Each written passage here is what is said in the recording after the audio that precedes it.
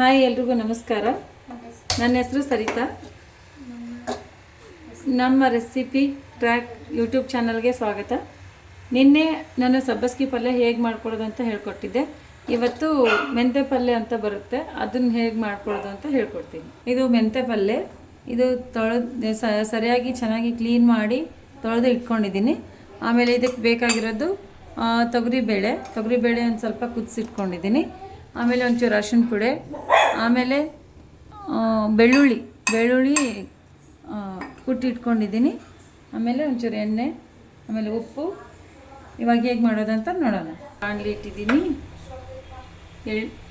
ಎಣ್ಣೆ ಎಷ್ಟು ಬೇಕು ಅಷ್ಟು ಹಾಕ್ಬೋದು.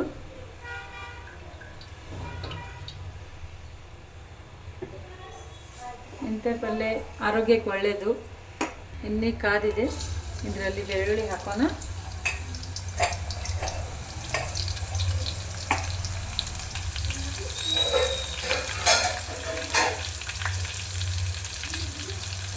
ಚೆನ್ನಾಗಿ ಫ್ರೈ ಮಾಡ್ಕೊಳ್ಳೋಣ.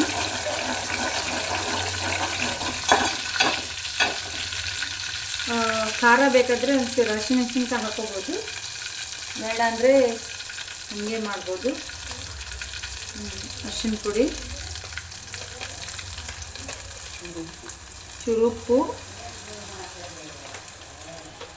ನಂತರ ಇದನ್ನು ಜಾಸ್ತಿ ಏನು ಬೇಯಿಸೋದು ಬೇಡ. ಬೆಳ್ಳುಳ್ಳಿ ತುಂಬ ಫ್ರೈ ಆಗಿಬಿಡುತ್ತೆ. ನಂತರ ಇದಕ್ಕೆ ಮೆಂತ್ಯ ಸೊಪ್ಪು, ಮೆಂತ್ಯ ಪಲ್ಯ ಅಂತಾರೆ, ಇದನ್ನು ಹಾಕೋಣ. ನೀರಿರಬಾರ್ದು, ಸೊಪ್ಪಲ್ಲಿ ನೀರಿರಬಾರ್ದು.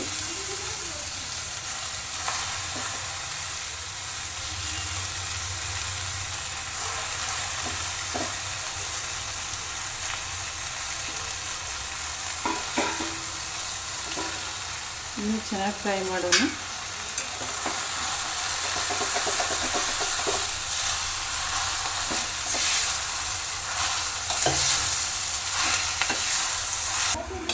ಇದನ್ನು ಚೆನ್ನಾಗಿ ಫ್ರೈ ಮಾಡ್ಕೊಳ್ಳೋಣ.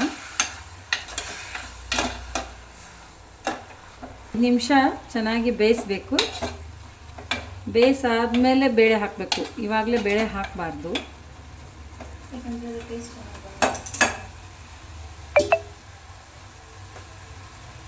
5 ನಿಮಿಷ ಬೇಯಲಿ.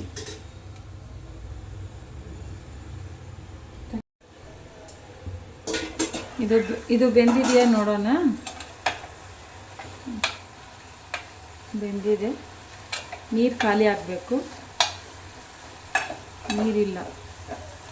ಓಕೆ, ಇದಕ್ಕೆ ಬೇಳೆ ಕುದಿಸಿ ಇಟ್ಕೊಂಡಿರೋ ಬೇಳೆ ಹಾಕೋಣ.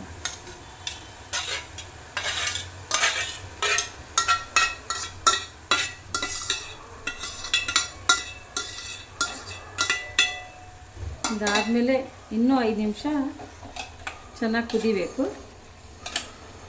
ಚೆನ್ನಾಗಿ ಬೇಯಬೇಕು.